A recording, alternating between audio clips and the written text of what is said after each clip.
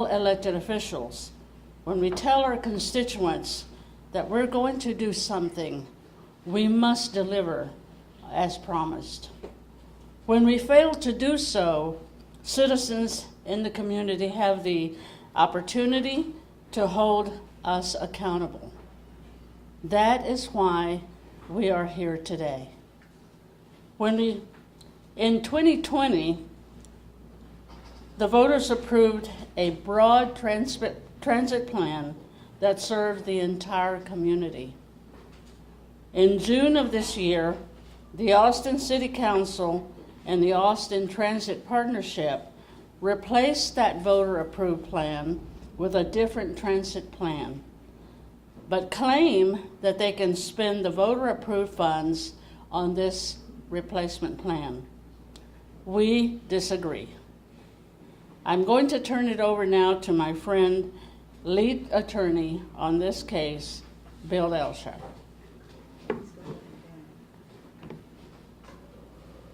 Got it, great.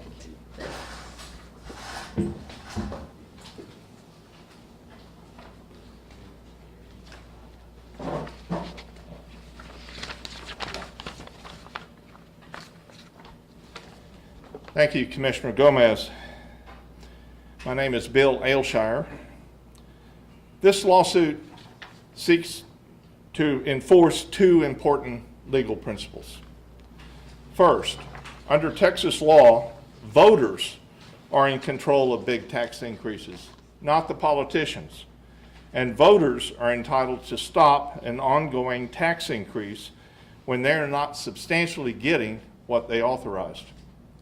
And secondly, the property tax code restricts how the maintenance and operation part of property taxes can be spent.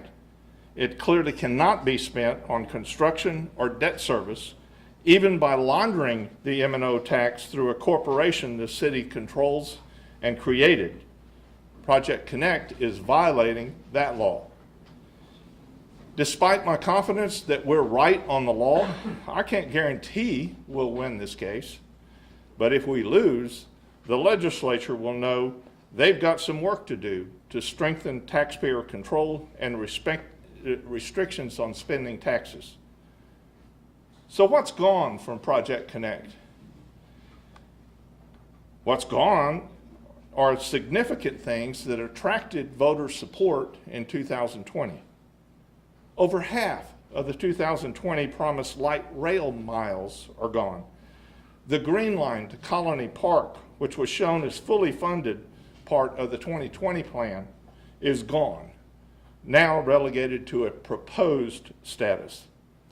The elaborate underground transit station with live music and shopping and restaurants is gone. The light rail connection to the airport is gone. 11 rail stations are gone. Gone are 52,500 riders per day, over a 64% reduction from the 2020 ridership, but there's a 257% increase in the cost per rider. But what they add in the replacement plan, now ignoring the traffic and safety implications, the rail line goes down 3rd Street downtown at street level from Lavaca to Trinity, where there is a new bridge across Lady Bird Lake that voters never approved, never even saw. Now the rail and bus maintenance yard is placed in the Montopolis residential neighborhood instead of across from the airport in the non-residential industrial area. The evidence is clear that the city officials are violating their contract with the voters by not giving taxpayers what they sold them in 2020 and what taxpayers bought. Instead, the city unilaterally replaced that contracted plan with a grossly incomplete, inefficient, and harmful plan that voters would have rejected. To our critics, I've heard from a few of them in the last day or so, you have a twisted way of standing up for democracy and the will of the voters. When you defend not doing what voters approved and then criticize and object to a lawsuit seeking to enforce voter control. But I understand very well why you don't want to see the replacement plan put on the ballot with the same tax increase. Personally, I'm really proud to go to court for people like our clients who openly object to lawless behavior by government and who bravely stand up to protect people, especially residents of East Austin, from abuse by the government. We'll answer questions from you about the lawsuit after our next speakers. In the meantime, I'm proud to bring up my co-counsel, Rick Fine.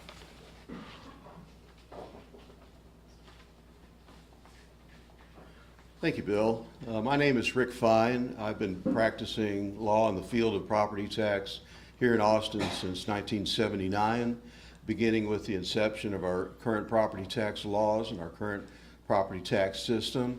I'm a lifelong Democrat. I voted for the original proposal. I support mass transit, and that's why I've decided to join this legal effort to try to right the course that Project Connect has disconnected from. I won't be redundant of what Bill pointed out, but I do want to emphasize the before and after pictures you see here, which are straight from Project Connect. They're not our creation. This is what's been portrayed to the public. And you can see blatantly what was proposed and what scant little remains now. Gone is the crown jewel of the whole proposal. This massive underground shopping mall that would be a destination location in and of itself downtown. Gone is a simple route to the airport. Gone are the routes all over town that would have alleviated traffic had the system been built out. Gone are all the reasons that people like me voted for the original proposal. I would never vote for what's on the table now.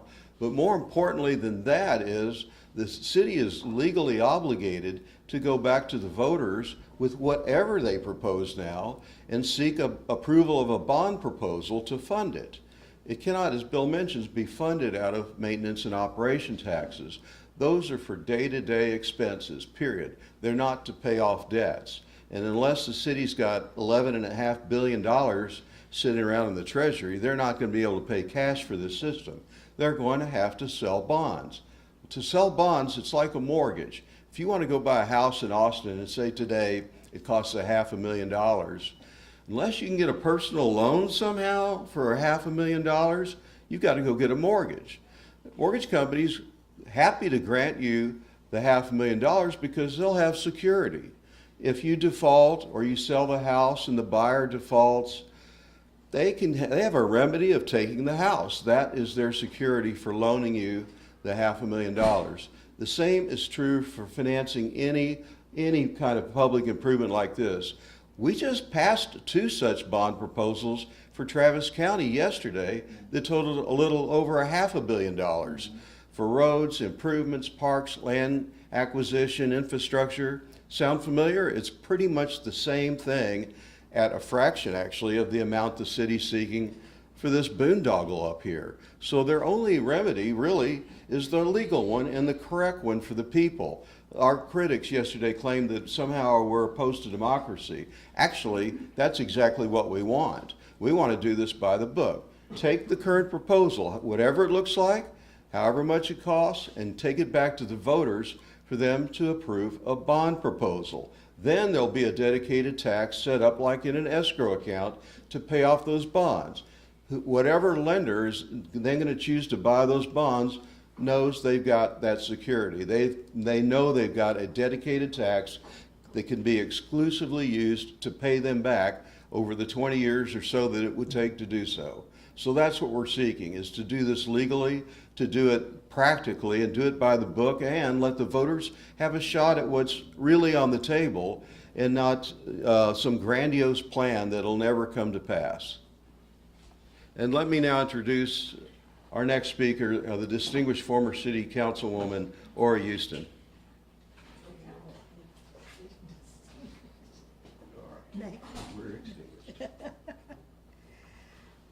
Good afternoon.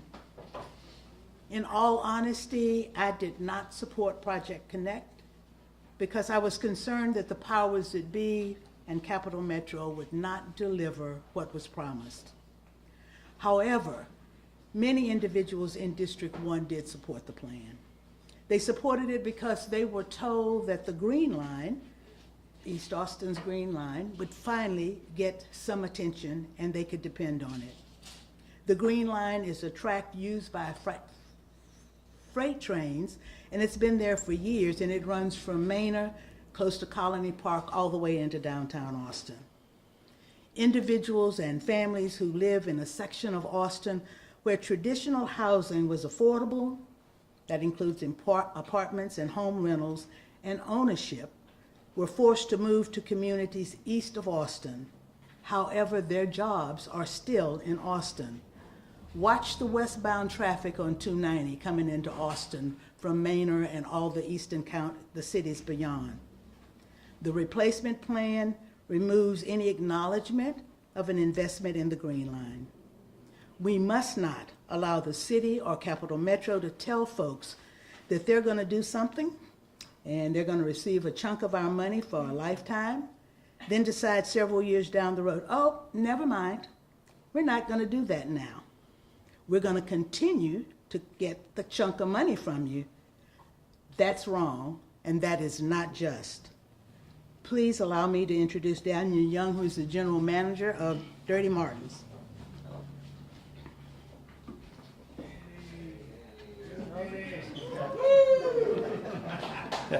Thank you.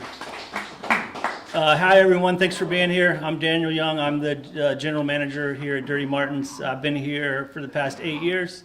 I think I was asked to speak, first of all, because I'm like Rick. I actually voted for Project Connect back in 2020. I was in support of like a broader plan for transit in Austin. I'm a South Austinite and was excited about maybe possibly riding the train in from the Stastny station.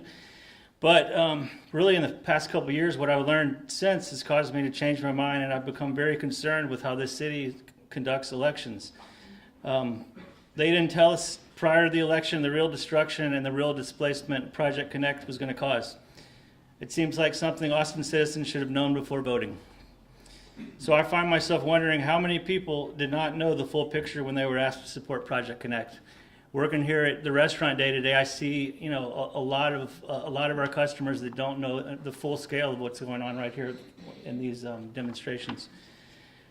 And then after the election, they informed us that they would be destroying really my favorite place on earth, Dirty Martin's. I love this place. I've been coming here since I was a kid, mid-'80s, with my brother.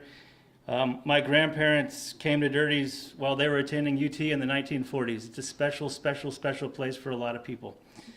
There are thousands of generations of families who are customers who share my sentiments about this beloved restaurant. And you can see that by our current petition. We're almost at about 40,000 signatures. So to sum it up, this isn't just about displacing a building. It's about displacing jobs, families, a community gathering place, and a part of our city's rich history. I'd like to turn it over now to the owner of Dirty Martin's, Mr. Mark Niemer.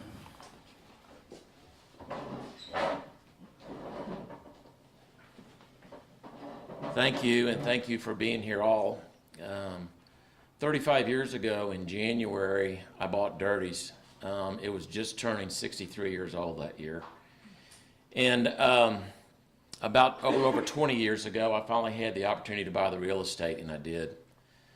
Wednesday, October the 13th of 2021, at 11:37 a.m., on that 7-foot table, I was meeting with 3 representatives from Capital Metro, and they informed me they were going to be taking this piece of property via eminent domain. It's a bit fitting that we're having this press conference here because I was told that the tracks would actually run right where this podium is. Not knowing what really to do, we started a petition and have been very humbled by close to 40,000 people that have signed our petition. Many people that have signed the petition voted for the train, certainly not knowing. This lawsuit really isn't about saving Dirties per se, although Dirties, as well as many other small businesses, certainly will be displaced, put out of business, and other. But as far as myself goes, and as far as my employees, and certainly as far as the close to 40,000 other people that signed our petition, you know, we would like to see some relief. I really don't have anything else to say. I want to turn it back over to, or actually I want to turn it over to a very distinguished former Senator, Gonzalo Barrientos. Thank you.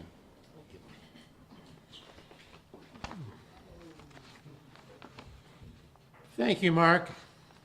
By the way, when I was at the University of Texas, I used to come over here too. I did not vote for the original resolution or vote that took place. I didn't because I asked them, if you're going to dig a tunnel under Lady Bird Lake to the other side, how much is that going to cost? And he said, well, it's in the progress. Have you done an environmental impact study? Edwards Aquifer, our Barton Springs. Well, it's part of the program. I said, okay, I voted no. Now, ladies and gentlemen, and I'm not going to filibuster, but I know a little bit about government. I served over 20 years, and I served decades on the Texas House Appropriations Committee and also on the Senate Finance Committee. Now, this new plan that they put forth is not what the people asked for, they voted for. They were given a plan, they were given a budget and a schedule. Well, as we know, the grand plan fell apart, and what do we have now? It's probably what many of us thought would be there when we started. Broke the budget, broke the timeline, etc. Now, one Austinite phrased it this way, in an old familiar saying, fool me once, shame on you. Fool me twice, shame on me. Now, a lot of people are saying that.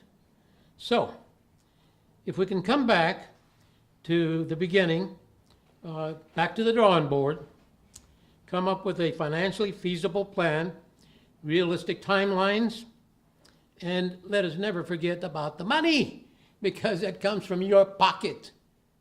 If you own property or whatever here, it comes from your pocket. And I think people are saying, okay, wait a minute.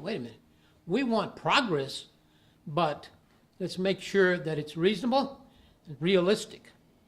So, I recommend that we let the voters decide. We want to relieve some congestion and all those things. That's not the issue. We're all for that.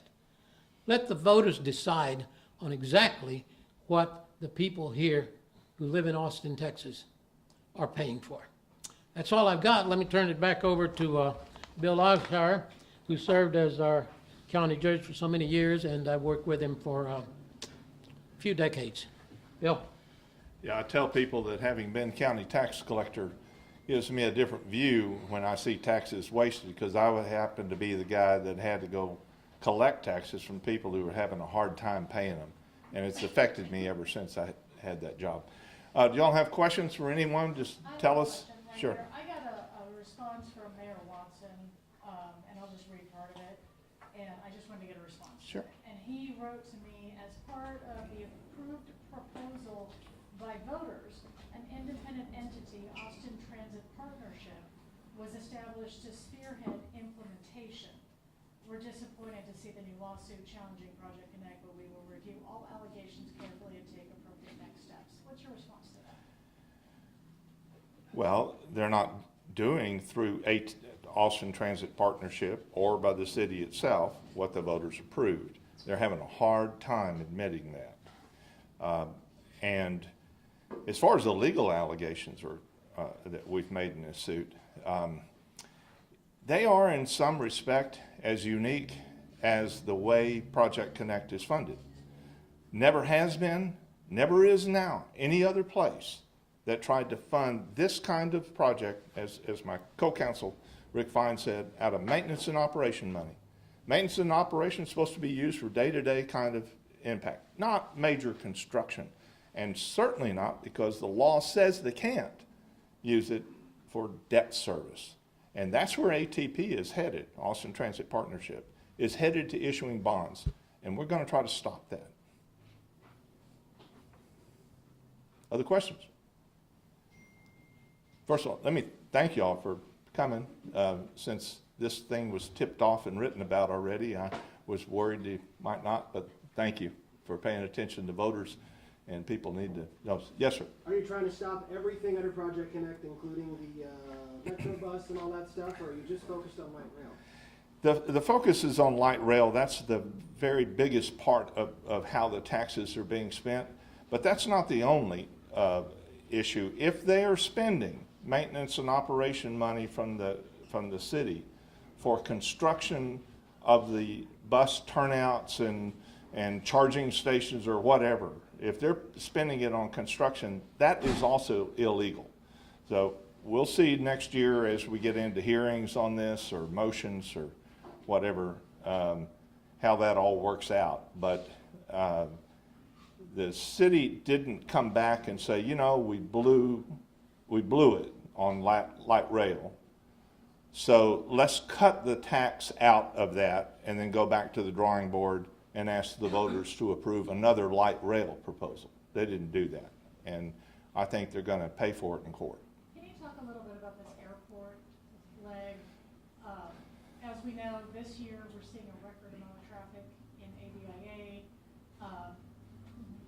What impact having rail, according to the 2020 end of the ABIA, would have on transportation, into Austin? Obviously we get a lot of festivals when we see traffic. So what impact, why, you know, this was specifically brought up, why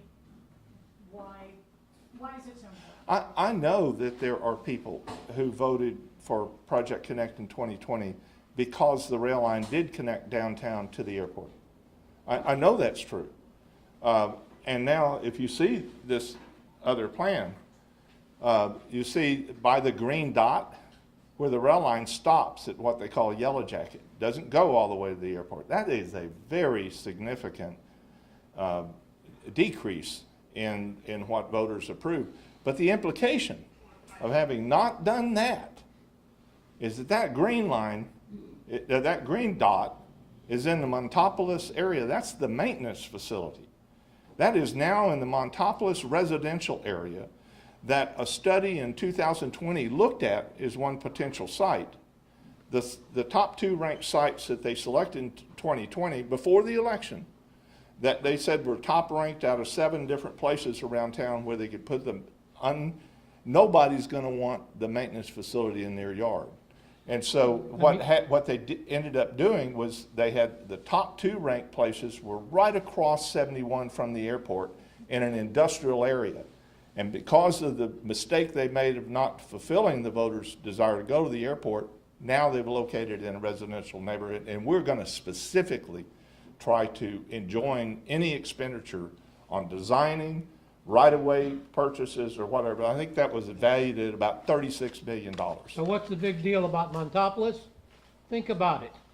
What's the big deal about Montopolis? Think about it. Where do some of these maintenance facilities always go? We help the people who get to the airport, I hope, but along the same thing, think about everything that gets to be put on the east side. Is that right? I don't think so. Let's go back to the drawing board. Start over. Let's do this traffic thing right. Gonzalo and I were working together in the 1970s on these very kind of issues. I call it Austin's historic sin for the way they have treated the residents of East Austin, and they're just doing it again. Liberals are not. For how long has this legal action been in the works, and is it correct to say this is a direct result of the Texas legislature's failure to pass certain bills on this subject? No. And answer your second question, no, absolutely not.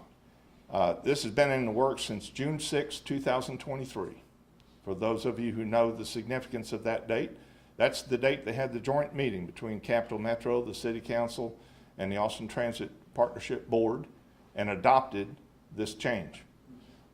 Before then, they might have argued that, well, we're still doing the old plan, but they admitted on June 6, 2023, they were not. And so the bill that Representative Troxclair and Senator Betancourt introduced would have solved some of these problems as a matter of law. It made the job a little easier in court, but it wouldn't have resolved all the issues that are raised.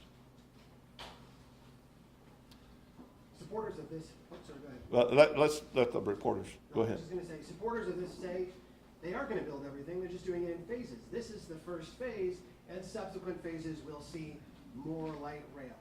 What's your response to that? They can't even tell us when. And the point is that in 2020, they said when, they said how much, and they said what. And our point is that you don't have voter approval now to say, trust us, we'll do this later. I don't think they could have passed this plan if that's the way they had treated the issues in 2020. They chose not to. They chose to put a real specific map in front of the people. This map is attached to the resolution the City Council adopted that the City Council calls contract with the voters. This is Exhibit A, and Exhibit B is a schedule showing that it'll all be completed, including the green line, in 13 years. So if they started there, then they're committed to doing that, and if they want to change it, they got to ask the voters for permission. And if they don't get voter permission, our lawsuit is really relevant because the law requires them to have voter approval for how a big tax increase like this would be approved or would be used. Bill, if they put it on the ballot as bonds, then that would solve the problem. That would solve all the problems, the legal issues, because this lawsuit's based on the idea that they are not using the debt service tax that is the traditional way of doing these kind of major capital projects. And sometimes you have bond issues that are issued a bit at a time. They'll take phase one, put that bond out there, and that's a dedicated tax. The people who buy those bonds, as my co-counsel Rick Fine said, they have a guarantee, a good guarantee that those bonds will be paid because there's the dedicated tax set aside just for those bonds. And they would have, they'd have voter approval for that. And by comparison, in Houston, they're having the same mess with the rail lines down there that don't work and aren't in budget, but they get voter approval for sales tax bonds down there. Capital Metro could have done that. I think the reason that Steve Adler and them did not do that in 2020 is because Austin's credit card is not in as good a shape as it might have taken to get away with passing this kind of bond issue. Anyone else? Yeah. Some of those elected officials called it a mess. Oh yeah. The senator reminded me that during his campaign for mayor, Mayor Watson called it a mess. Well, Kirk, you were right then, and it's a bigger mess now. What have your conversations with Mayor Watson been like on this project? Absent? None? Has Austin just kind of missed the boat on rail, this kind of transit? You mentioned that earlier. I don't know if that is a decision basically that ought to be, and I think is legally required to be made by the voters. Do they think light rail will work? Some of us don't. We just don't see the ridership being there. Now, there have been some really smart people that have proposed that in Austin, we do something like what I put in the lawsuit petition, like San Antonio is doing. They have dedicated lanes for rapid bus transfer. It's a fraction of the cost of what it would be to put a rail line there for just as much ridership. But the strategy is to see if they can establish the ridership using buses, a whole lot less disruptive, a whole lot cheaper, and if they get the ridership level up using buses, then they can convert later to trains, knowing that they've got it.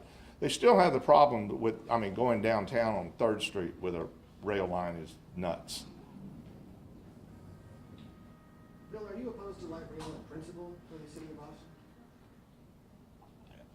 I don't know that I would say I'm opposed to light rail in principle. I have to say, I personally am highly affected by things like cost and efficiency.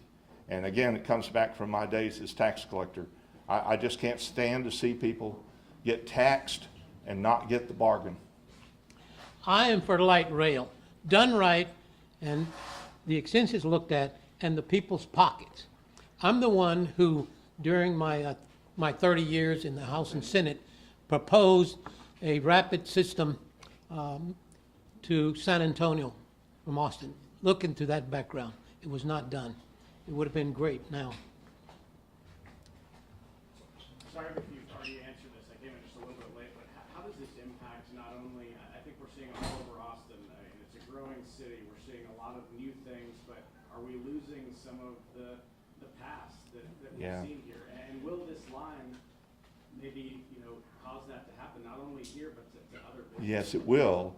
And they knew that. And when the council ended up passing their contract with the voters, they included an allocation of $300 million for what they call anti-displacement money.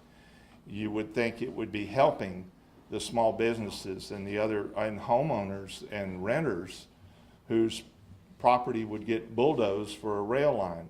Now, let me just, in light of what we're just talking about as the alternative with buses, buses don't cause that kind of disruption. They just need a turn off and a charging station. They don't have to, and they can go up and down hills, by the way.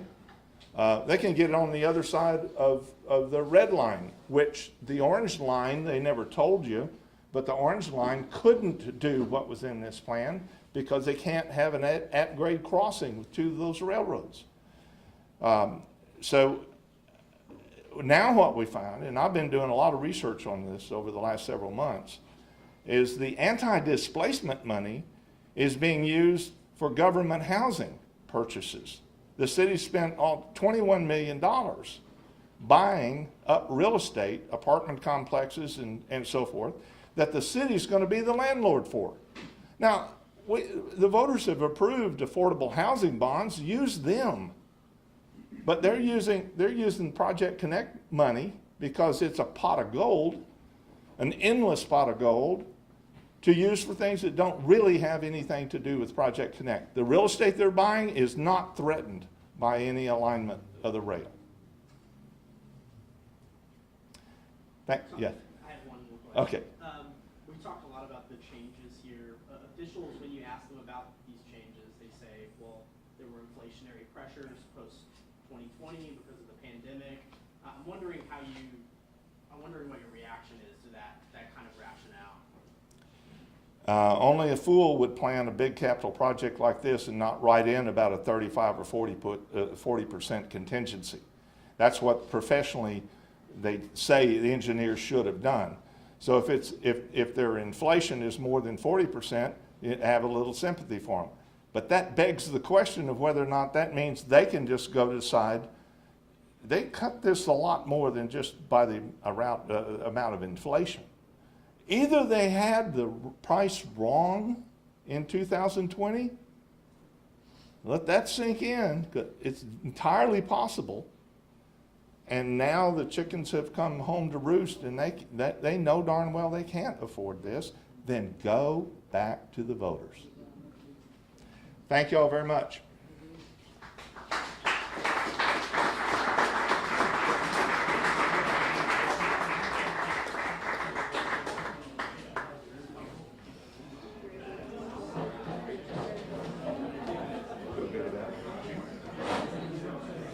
Proud to be here, sir.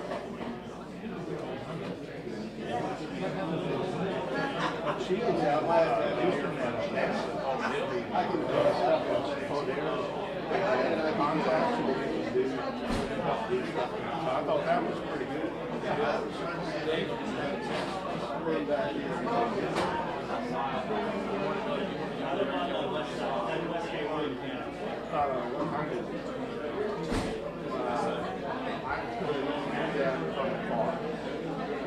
Your call.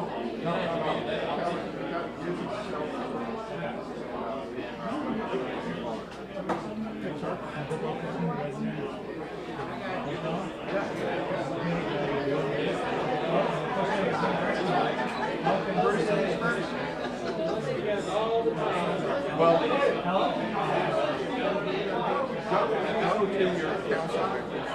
Keep that pressure up. I know it seems hard, but when they don't feel the pressure after something like this, people don't contact them. If I can get friends and neighbors, it's still a political issue. I'll deal with it.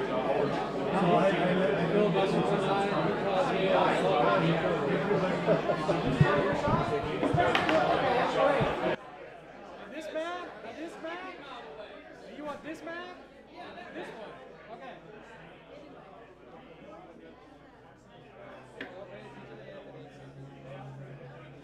Because he could probably get up here a little closer, don't you think?